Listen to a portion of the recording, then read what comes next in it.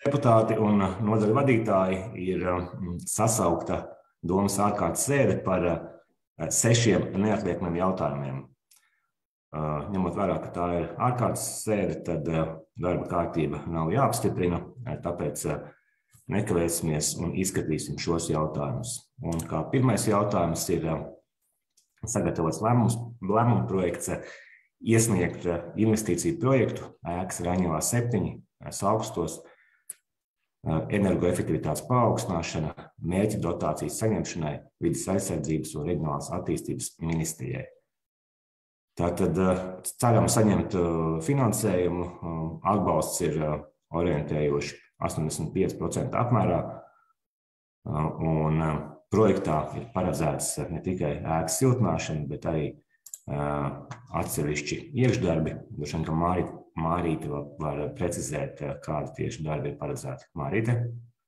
Jā, tātad šajā projektā ir paredzēta ne tikai ēkas Raņa ielā 7, kur atrodas mūsu biblioteka un jauniešu centrs siltināšanas pasākumu, bet arī virkne citu pasākumu, kas bija norādīti tā kā ēkas tehniskajā atzinumā, kā pieņemsim avārijas kāpņu izbūve uz otro stāvu.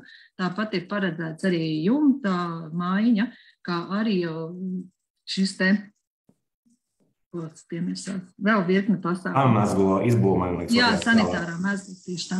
Otrā. Jā, paldies. Vai deputātiem ir kādi jautājumi? Lūdzu, nobalsojam, iesniedzam projektu.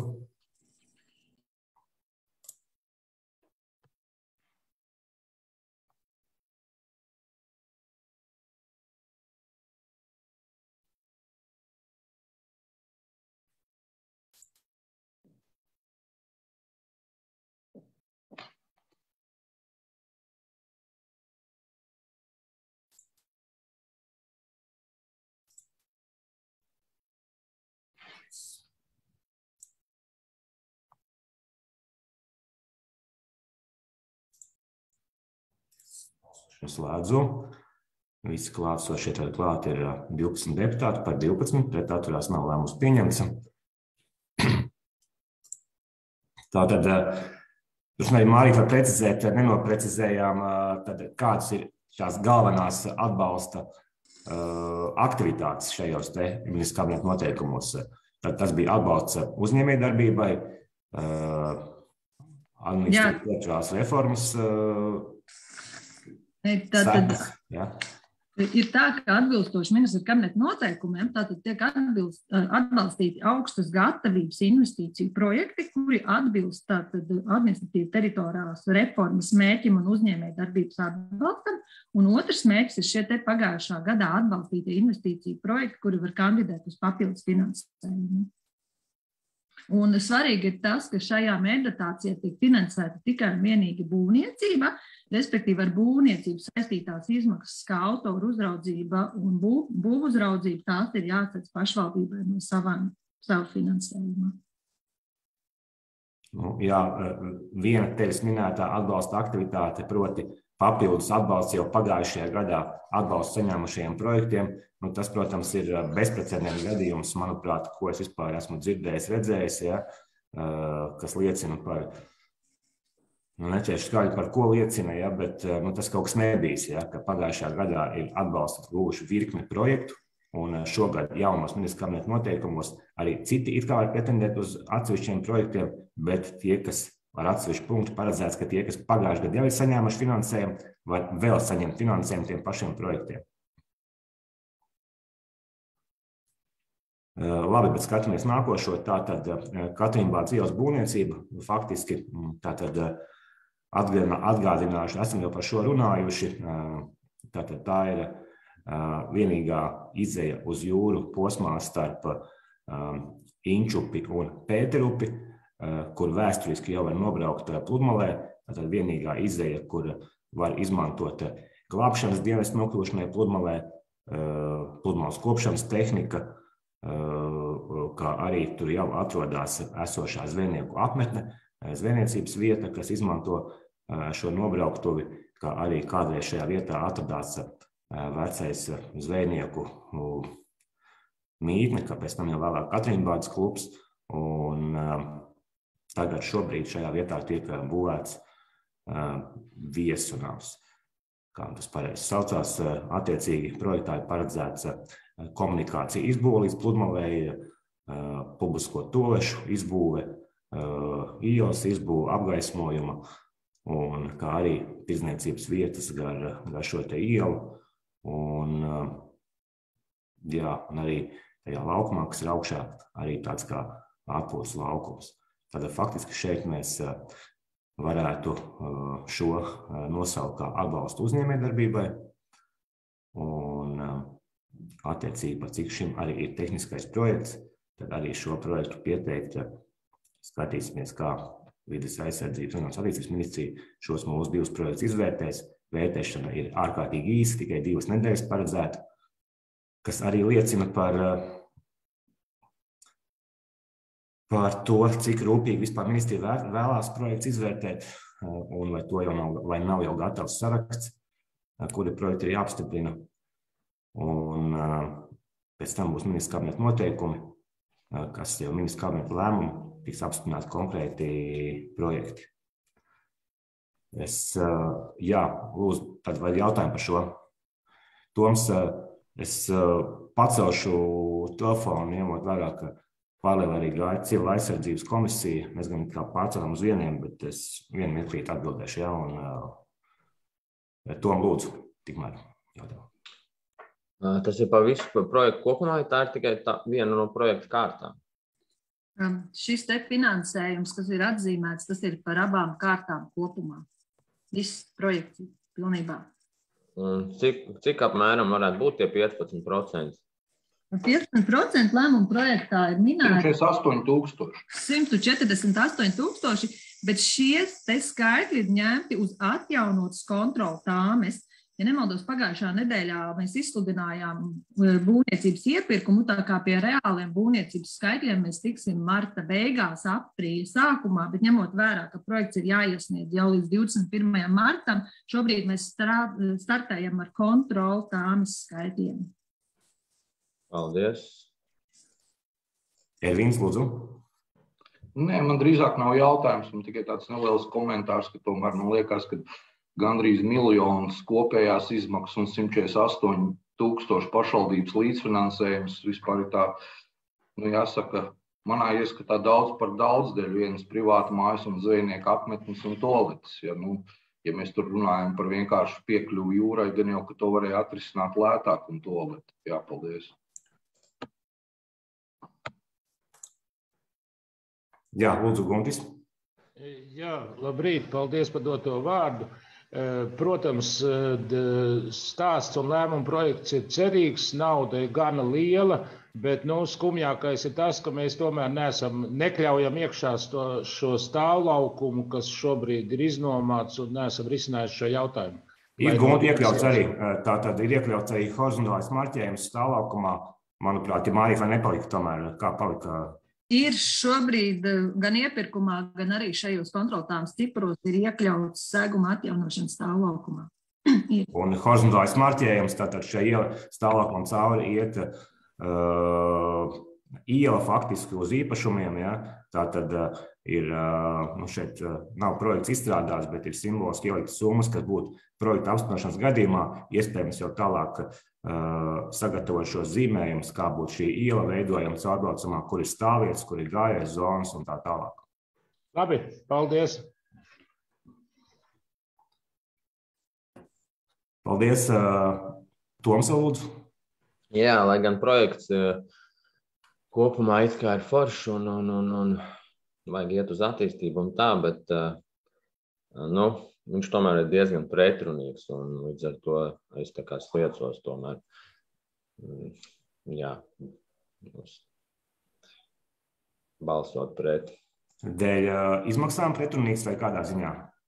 Dēļ izmaksām un vai tas ieguldījums atsver vietēju iedzīvotāju, tā kā, vai tas tiešām ir dot to labumu pietiekoši daudz, kaut kā tā.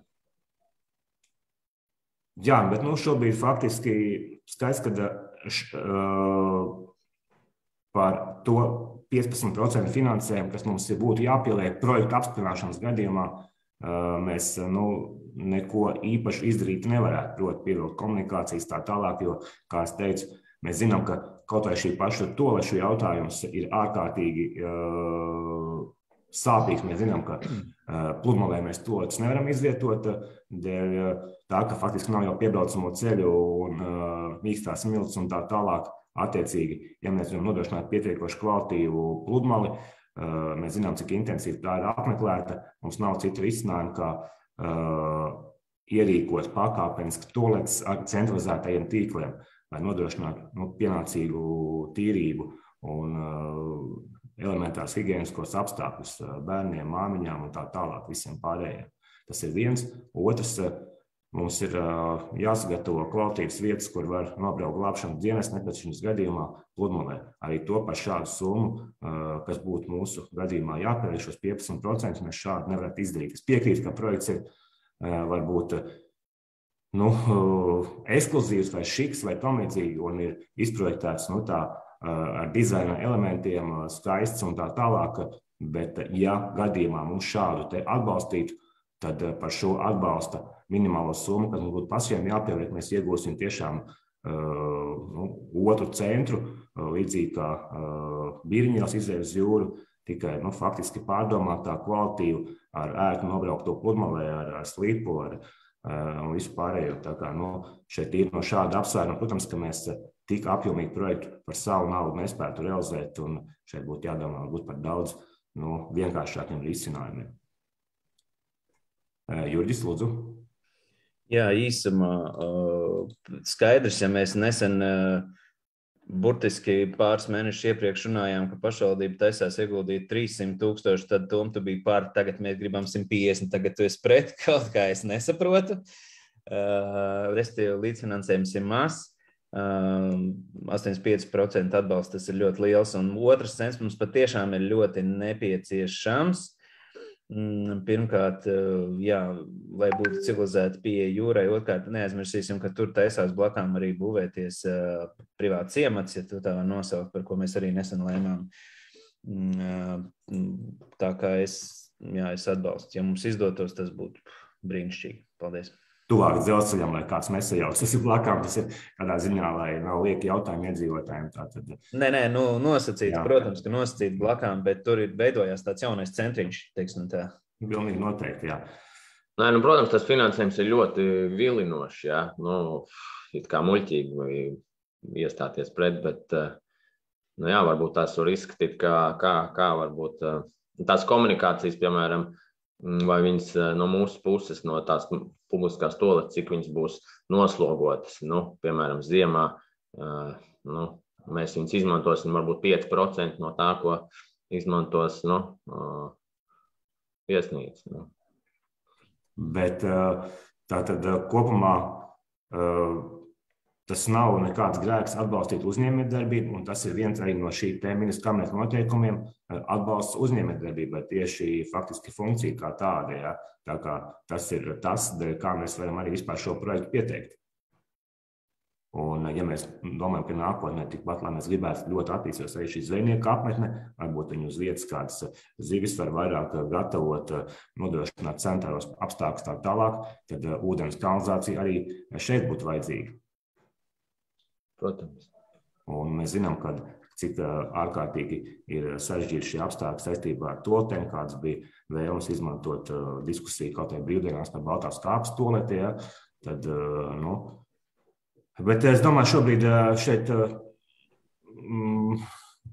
šeit ir vajadzīgi augstgatīgi projekts. Šāds projekts ir, un es domāju, ka kaut vai tīri intereses pēc, es gribu redzēt, kā ministrija lems un izskatīs šos projektus. Ja mums ir 2 interesanti projekti, katru mēs pāriesim pamatot ar atsevišķiem punktiem šajos ministra kabineta noteikumos, un es gribu redzēt šo izvērtējumu. Protams, ka redzot šos ministra kabineta noteikumus un termiņus un tā tālāk, ir pamatots aizdoms, ka mūs tur neviens negaida, bet tieši tāpēc arī mēs iesniegsim un paskatīsimies un padiskutēsim par šo. Nobalsojam un ejam tālāk un, protams, izvēlamies katrs kā balsot. 5 lūdzu nav nobalsojuši.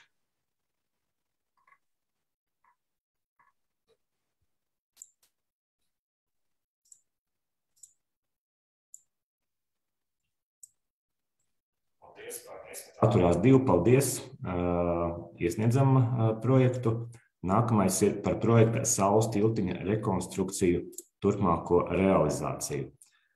Tātad bijām pieteikuši Saules tiltiņa atjaunošanas būvprojektu atbalstu saņemšanai Jūrsemē un saņemām atbalstu 50,000 eiro apmērā. Un Mārīt vai precizēt summu, kāda ir precīzi, orientējos.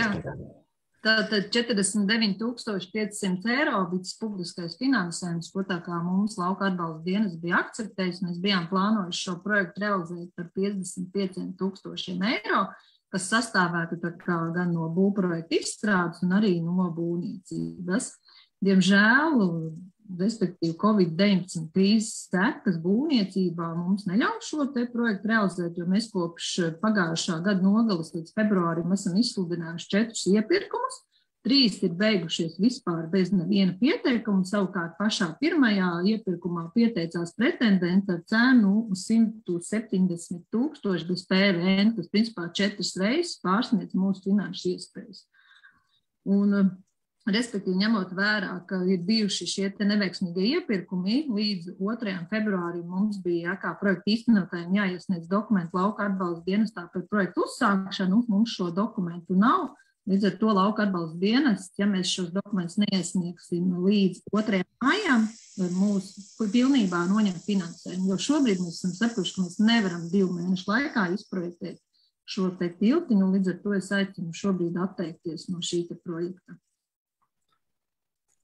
Tad faktiski mēs atdosim atpakaļ Jūrzemēs naudu un domāsim, kā vēlreiz caur Jūrzemi šo naudu mūsu projektam paņemt, lai pagarinātu termiņu un iespējams izvērtēt iespējas nevis būvēt jaunu, bet atjaunot esošo vai kaut kā tam līdzīgi. Bet, redzot šo mazo tiltiņu un šo finansējumu, protams, neadekvātas izmaksas un interese būvniekiem ārkārtīgi minimāli. Acīm redzot, ņemot vērā, ka šeit bija prasība pēc tilta speciālista, acīm redzot, tāda nav.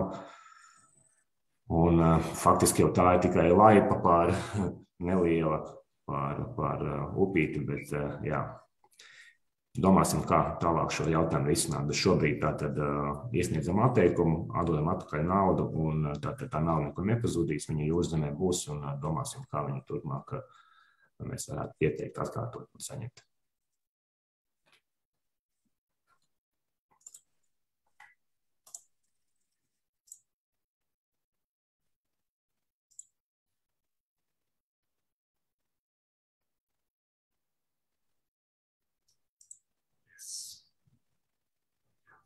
Turās nav lēmums pieņemts. Nākamais jautājums par parakstu vākšanas vietām. Tātad Centrālā vēlēšana komisija ir pieņēmusi lēmumu organizēt parakstu vākšanu. Un mums līdz 4. martam ir jāizsūta, kāda būs šī parakstu vākšanas vieta mūsu pašvaldībā. Tātad tas ir parakstu vākšana notiks par vai pret grozījumiem likumā par ostām. Atkarībā kāds jautājums būs noformulēts. Principā ir grozījumi likumā par ostām atcelšanu. Un, attiecīgi, es sagatavos lēmumu projektu noteikti vienu parakstu vākšanas vietu šeit Saules novada domē pie klienta apkalpošanas centra sēdēs tātad mūsu komisijas viens cilvēks, attiecīgi nosakot darba laiku un pieņems tos interesantus, kas vēlēsies parakstīties. Vai ir kādi jautājumi par šo?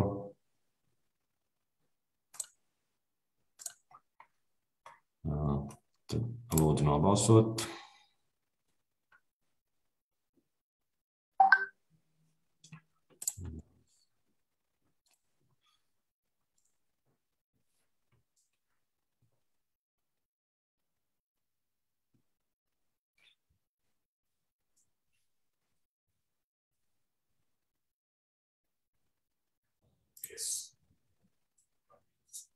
Nav lēmums pieņemts. Nākamais jautājums par izmaiņām civilās aizsardzības komisijas sastāvā.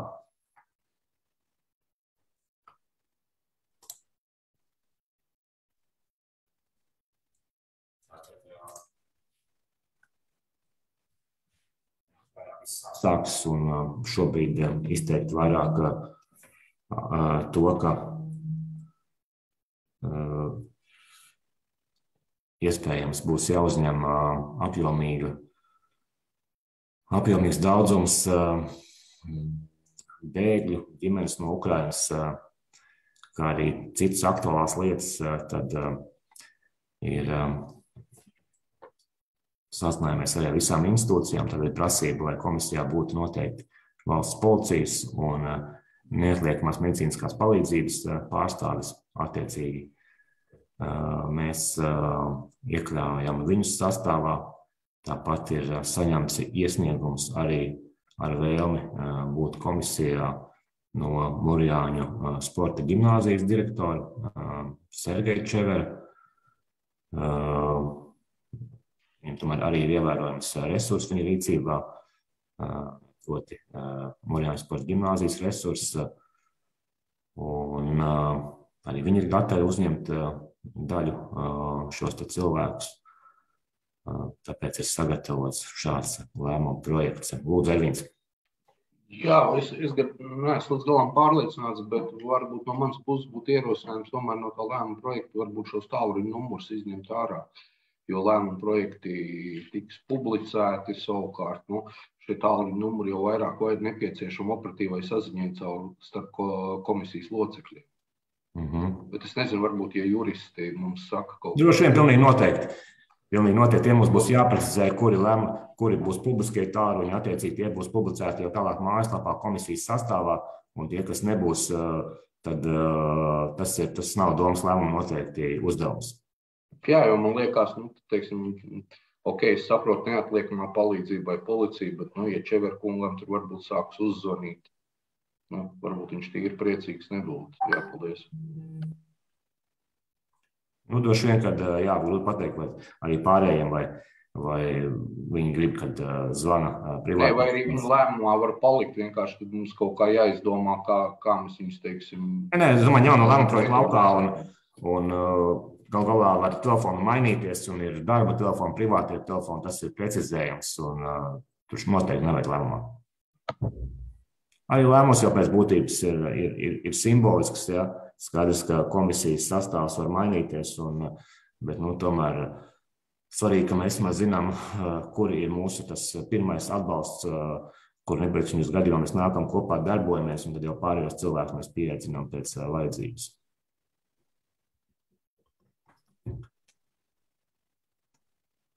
Tad izņemam laukā, tos telefonus un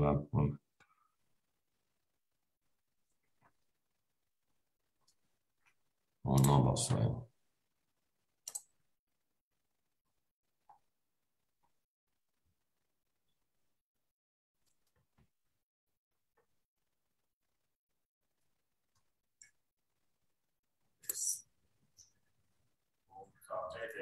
Jautājums ir... Vita kaut ko grib teikt. Jā, neredzēju. Lūdzu, Vita. Es tikai gribēju teikt, ka mums šī brīža tajā nolikumā visi ir ar telefonu numuriem. Tikai tie jaunie, ko mēs pievienojam, tikai viņi būs bez telefoniem. Nolikumā jau viņi var palikt. Viņi var palikt tajā kopējā rīkojumā. Šeit vairāk stāsts bija par to, ka viņi mums, pat ne mans uzstādījums bija jautājums, vai mums viņi obligāti jāpublicē, ja? Un šajā gadījumā komunikācija nodaļai būs pēc tam jāmeklē šie numuri pa kaut kurien jāmeklē, lai viņus ielikt nolikumā. Bet tā vienkārši komunikācija nodaļai. Nolikumā, Vita, bet tas nav arī nolikuma jautājums. Tātad tas ir, un pie tam mēs jau nekad vairs nebūs tā, kā bija, ja? Un šeit būs pilnīgi cita situācija. Cita drošības situācija, cita ekonomiskā situācija, un šeit tiešām šobrīd, tas, es domāju, nav strīdus objekts, šeit ir jāizvērtē, kuri telefoni kādā veidā būs, kuri nebūs. Es varbūt atkārtošos vēlreiz. Manā ieskatā šie tālruņa numuri ir nepieciešami civilās aizsardzības komisijas locekļu savstarpējai komunikācijai. Tas, ko es mēģināju vērst uzmanību, ka iepriekšējiem visiem pārējiem locekļiem ir norādīti telefoni. Tas ir tikai tas, ko es iepriekš es varbūt nebiju vērīgs. Tagad es vairāk pievērsu uzmanību to, ka varbūt ir kaut kāda data. Jāskatās arī no drošības tiešām un tam līdzīgi, ja mēs šeit tiks pārvērtētas ļoti daudz lietas, ja, un tā skaitā komunikācija, tā skaitā iestāžu drošība vēl, ja, tā kā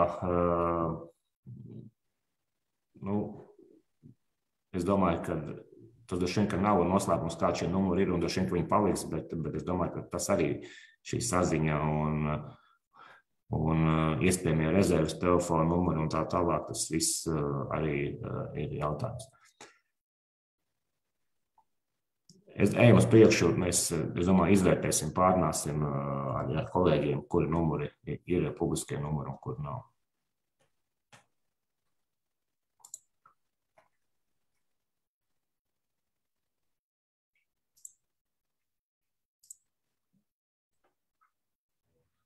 Es tās nevaru aizvērt šo jautājumu.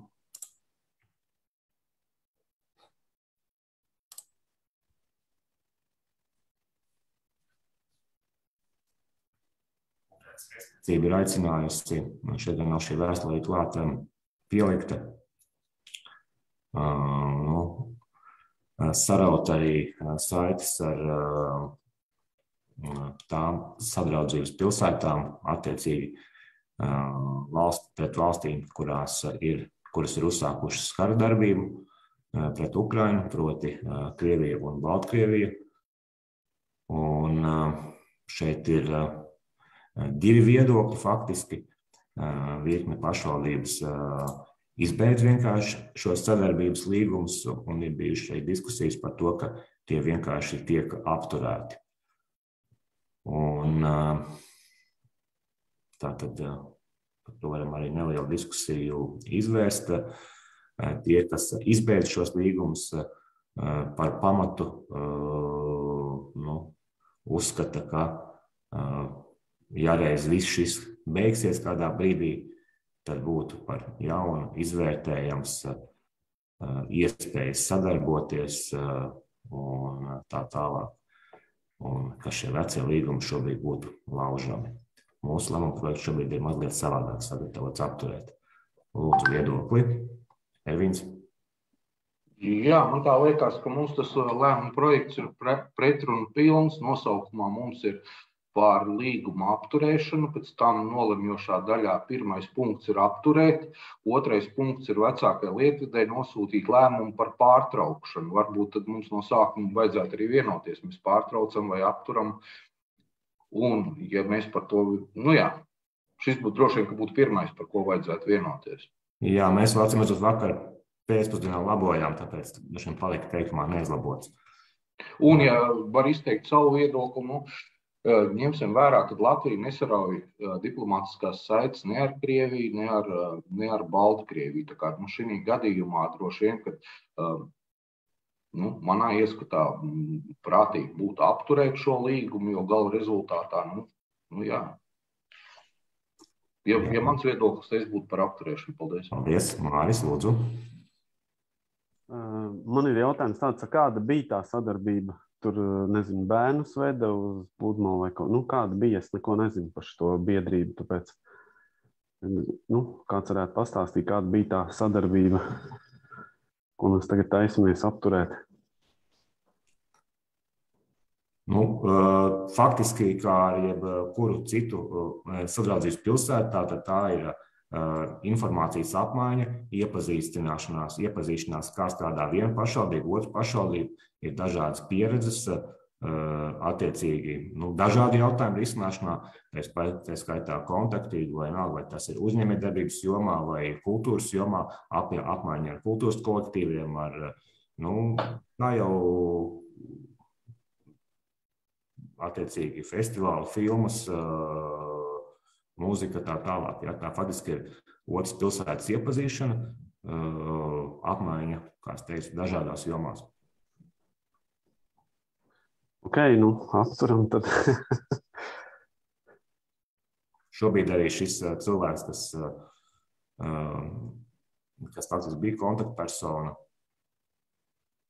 arī pašvaldībā vairāk ir bijis spiests pamest pašvaldību.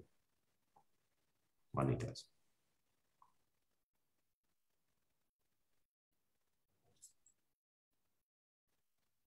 Gunti.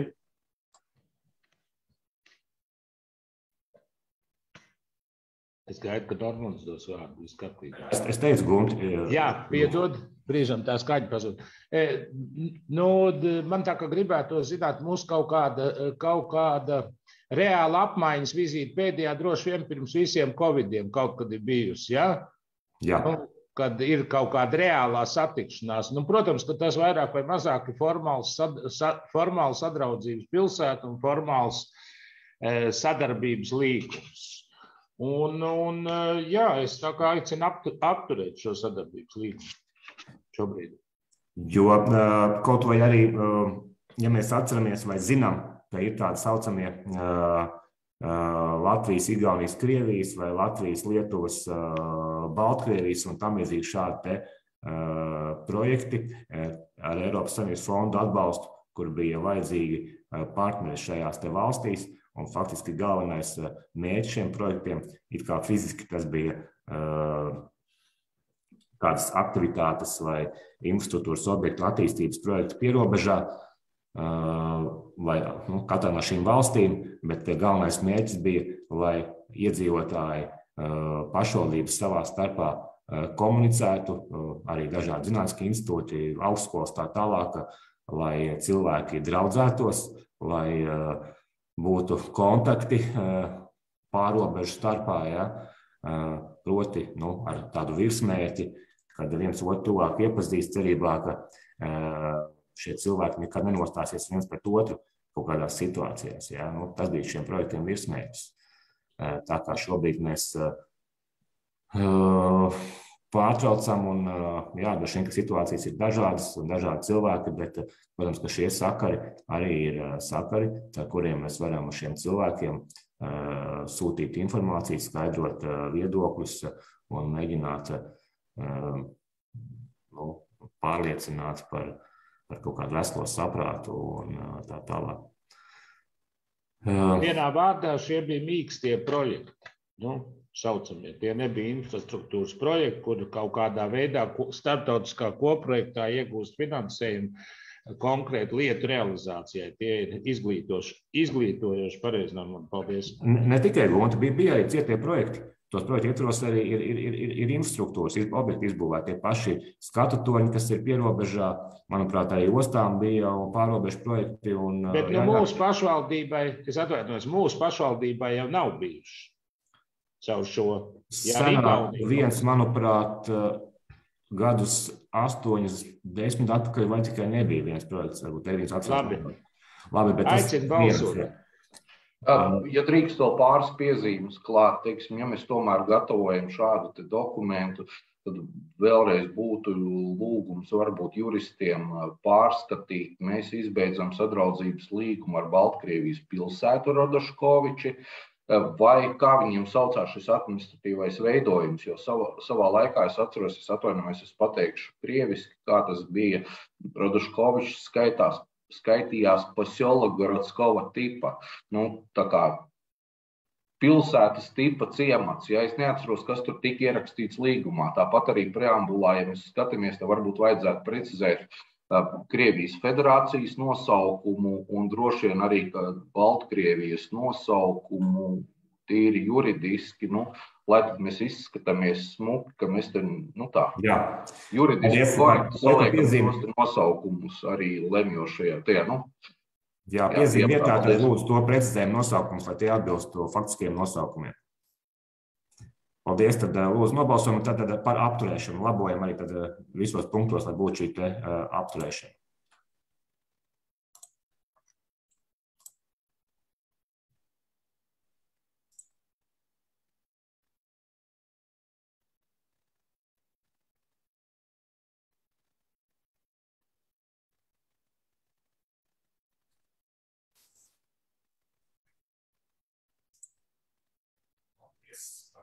pret atturās nav lēmums pieņems, tad apturam šobrīd, ņemot vērā agresiju pret Ukrainu un šīs agresijas atbalstīšanu no Baltkrievijas puses.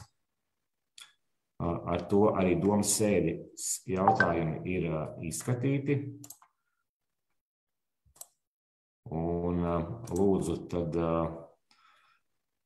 Aiva jautā. Artūru arī apturēt